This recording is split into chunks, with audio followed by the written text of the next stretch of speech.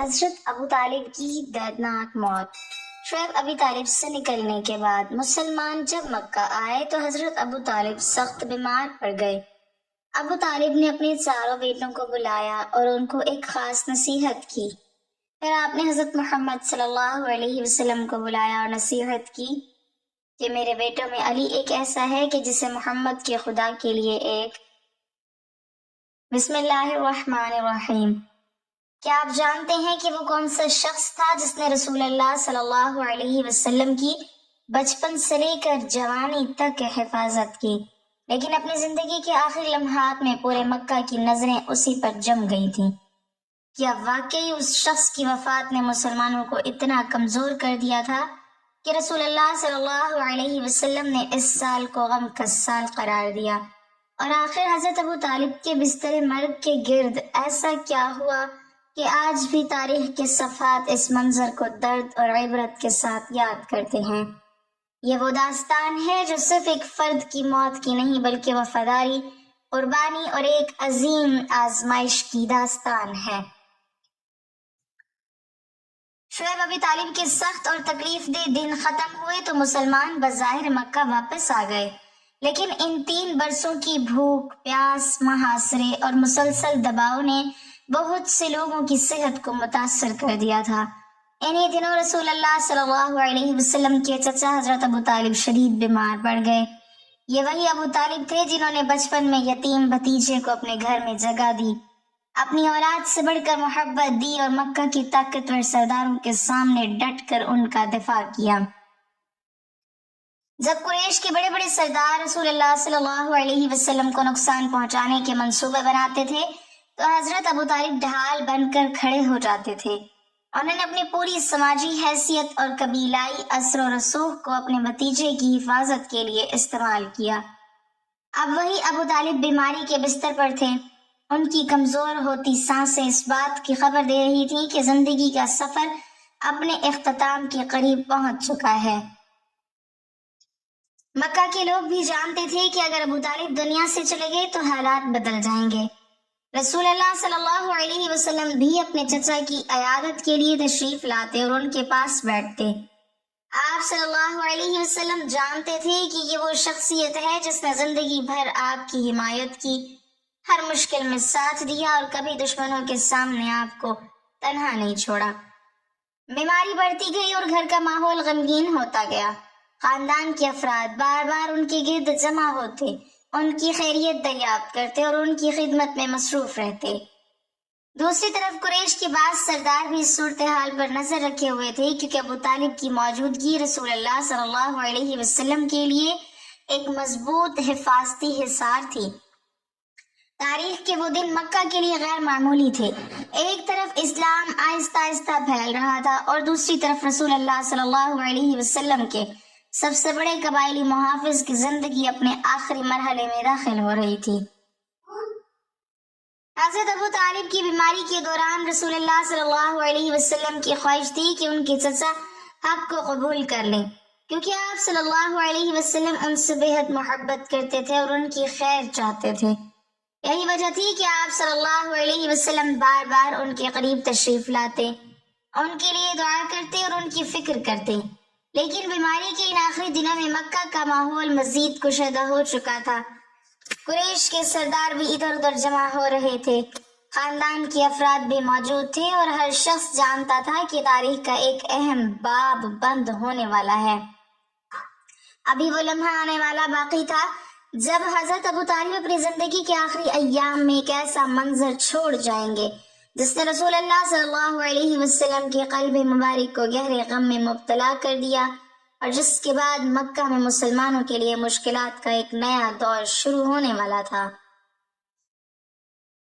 حضرت ابو طالب کی بیماری دن بدن بڑھتی جا رہی تھی۔ گھر کا ماحول غیر معمولی سنجیدگی اختیار کر چکا تھا۔ خاندان کے افراد کو اندازہ ہو گیا تھا کہ قریش کے اس بزرگ سردار کی زندگی اپنے آخری مراحل میں داخل ہو چکی ہے۔ رسول اللہ صلی اللہ علیہ وسلم کو اپنے چچا سے بے حد محبت تھی۔ بچپن سے لے کر اس وقت تک حضرت ابو طالب نے ہر مشکل میں آپ صلی اللہ علیہ وسلم کا ساتھ دیا تھا۔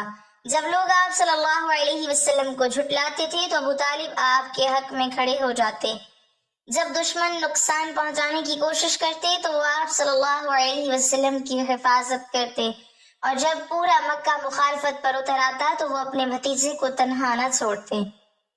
یہی وجہ تھی کہ ان کی بیماری رسول اللہ صلی اللہ علیہ وسلم کے لیے انتہائی تکلیف دہ تھی۔ ان آخری دنوں میں رسول اللہ صلی اللہ علیہ وسلم بار بار ان کے پاس تشریف لاتے اور ان کی خیریت دریافت کرتے۔ صحیح روایات کے مطابق جب حضرت ابو طالب کی وفات کا وقت قریب آیا تو رسول اللہ صلی اللہ علیہ وسلم ان کے پاس تشریف لائے اور انہیں اسلام قبول کرنے کی دعوت دی۔ آپ صلی اللہ علیہ وسلم کی خواہش تھی کہ زندگی بھر آپ کی حفاظت کرنے والا یہ شخص آخرت کی کامیابی بھی حاصل کر لے، لیکن اسی وقت قریش کے چند سردار بھی وہاں موجود تھے۔ وہ مسلسل ابو طالب کو اپنے آباء و اجداد کے دین پر قائم رہنے کی تلقین کر رہے تھے۔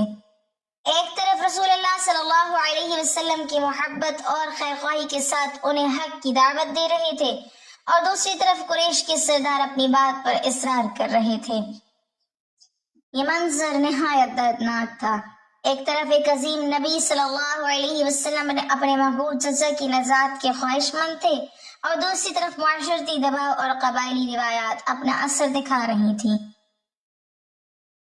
تاریخ بیان کرتی ہے کہ حضرت ابو طالب نے اپنی زندگی بھر رسول اللہ صلی اللہ علیہ وسلم کی صداقت کو جھٹلایا نہیں، بلکہ کئی مواقع پر آپ صلی اللہ علیہ وسلم کی حمایت اور حفاظت کی، لیکن آخری لمحے میں وہ اسلام کا اقرار کر کے دنیا سے رخصت نہیں ہوئے۔ یہ بات رسول اللہ صلی اللہ علیہ وسلم کے لیے انتہائی غم کا باعث بنی۔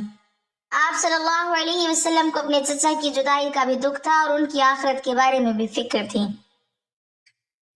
کچھ ہی عرصے بعد حضرت ابو طالب اس دنیا سے رخصت ہو گئے۔ ان کی وفات کی خبر مکہ میں تیزی سے پھیل گئی۔ ایک ایسا شخص جو برسوں تک بنو ہاشم کا سربراہ رہا تھا، جو قریش کے بعد سرافراد میں شمار ہوتا تھا، اور جس نے اپنے بھتیجے کی حفاظت کے لیے ہر خطرہ مول لیا تھا، اب دنیا میں موجود نہیں تھا۔ رسول اللہ صلی اللہ علیہ وسلم کے لیے یہ صدمہ صرف ایک عزیز کی وفات کا نہیں تھا، بلکہ ایک ایسے محافظ کے دنیا سے جانے کا بھی تھا جس کی موجودگی میں دشمن کئی مرتبہ اپنے ارادوں میں ناکام رہے تھے۔ حضرت ابو طالب کی وفات کے بعد قریش کے رویے میں واضح تبدیلی آنے لگی۔ جو لوگ پہلے قبائلی مصلحتوں کی وجہ سے کچھ حدود کا خیال رکھتے تھے، اب انہیں محسوس ہوا کہ رسول اللہ صلی اللہ علیہ وسلم کے گرد موجود ایک بڑی حفاظتی دیوار گر چکی ہے۔ یہی وجہ تھی کہ مخالفت اور ایذا رسانی کے واقعات میں اضافہ ہونے لگا، لیکن ان تمام مشکلات کے باوجود رسول اللہ صلی اللہ علیہ وسلم اپنے مشن پر ثابت قدم رہے۔ آپ صلی اللہ علیہ وسلم جانتے تھے کہ اللہ تعالیٰ کی مدد ہر انسانی سہارے سے بڑھ کر ہے، پھر بھی ایک انسان ہونے کے ناطے آپ صلی اللہ علیہ وسلم اپنے چچا کی جدائی کا غم محسوس کرتے تھے۔ یہ وہی دور تھا جب جلد ہی ایک اور عظیم صدمہ آپ صلی اللہ علیہ وسلم کا انتظار کر رہا تھا، اور ان دونوں سانحات نے مل کر اسلامی تاریخ کی ایک ایسے سال کو جنم دیا جسے بعد میں عام الحزن یعنی غم کا سال کہا گیا۔ حضرت ابو طالب کی وفات کے بعد مکہ کا ماحول یکسر بدلنے لگا۔ رسول اللہ صلی اللہ علیہ وسلم کے لیے یہ صرف ایک عزیز چچا کی جدائی نہیں تھی، بلکہ ایک ایسے مضبوط سہارے کا ختم ہو جانا تھا جس نے 40 برس سے زیادہ عرصے تک ہر مشکل میں آپ صلی اللہ علیہ وسلم کا ساتھ دیا تھا۔ قریش کے لوگ جانتے تھے کہ ابو طالب کی زندگی میں وہ رسول اللہ صلی اللہ علیہ وسلم کے خلاف وہ سب کچھ نہیں کر سکتے تھے جو ان کے دلوں میں تھا، کیونکہ ابو طالب کا روب، ان کی حیثیت اور بنو ہاشم کی قیادت ایک بڑی رکاوٹ تھی۔ لیکن اب یہ رکاوٹ ختم ہو چکی تھی۔ چنانچہ حضرت ابو طالب کی وفات کے فوراً بعد دشمنوں کی جرأت بڑھنے لگی۔ وہ لوگ جو پہلے محتاط رہتے تھے اب کھل کر مخالفت کرنے لگے۔ رسول اللہ صلی اللہ علیہ وسلم جہاں بھی تشریف لے جاتے، مخالفین آپ صلی اللہ علیہ وسلم کو تکلیف پہنچانے کے نئے نئے طریقے سوچتے۔ تاریخ میں آتا ہے کہ اس دور میں قریش کی ایذا رسانی پہلے سے کہیں زیادہ بڑھ گئی تھی، لیکن ان تمام حالات کے باوجود رسول اللہ صلی اللہ علیہ وسلم نے نہ اپنی دعوت روکی اور نہ اپنے مشن سے پیچھے ہٹے۔ آپ صلی اللہ علیہ وسلم بدستور لوگوں کو اللہ کی طرف بلاتے رہے، انہیں توحید کا پیغام سناتے رہے اور صبر و استقامت کی مثال قائم کرتے رہے۔ ابھی حضرت ابو طالب کی جدائی کا غم تازہ ہی تھا کہ ایک اور بڑا صدمہ رسول اللہ صلی اللہ علیہ وسلم کا منتظر تھا۔ کچھ ہی عرصے بعد حضرت خدیجہ رضی اللہ تعالی عنہا بھی اس دنیا سے رخصت ہو گئیں۔ یہ وہ خاتون تھی جنہوں نے نبوت کے آغاز سے لے کر ہر مرحلے پر رسول اللہ صلی اللہ علیہ وسلم کا ساتھ دیا تھا۔ جب پوری دنیا مخالفت کر رہی تھی تو حضرت خدیجہ رضی اللہ تعالی عنہا آپ صلی اللہ علیہ وسلم پر ایمان لائیں۔ جب لوگ آپ صلی اللہ علیہ وسلم کو جھٹلاتے تھے تو وہ آپ صلی اللہ علیہ وسلم کی تصدیق کرتی تھیں، اور جب مشکلات بڑھ جاتی تھیں تو وہ آپ صلی اللہ علیہ وسلم کو تسلی دیتی تھیں۔ اب یہ کے بعد دیگری یہ دو عظیم شخصیات دنیا سے جا چکی تھیں۔ ایک گھر کے اندر سب سے بڑا سہارا تھا اور دوسرا گھر کے باہر سب سے بڑا محافظ۔ یہی وجہ تھی کہ یہ سال رسول اللہ صلی اللہ علیہ وسلم کی زندگی کے سب سے کٹھن ادوار میں شمار ہونے لگا، لیکن یہی وہ وقت تھا جب اللہ تعالیٰ اپنے نبی صلی اللہ علیہ وسلم کی تربیت ایک نئے مرحلے میں فرما رہا تھا۔ انسانی سہارے ختم ہو رہے تھے لیکن رب العالمین کی مدد پہلے سے زیادہ قریب تھی۔ رسول اللہ صلی اللہ علیہ وسلم نے ان مصیبتوں کے باوجود اپنے رب پر کامل بھروسہ رکھا۔ آپ صلی اللہ علیہ وسلم نے کبھی شکوہ نہیں کیا، کبھی ہمت نہیں ہاری اور کبھی حق کا راستہ نہیں چھوڑا۔ یہی وہ عظیم صبر تھا جس نے بعد میں اسلام کو کامیابی کی منزل تک پہنچا دیا۔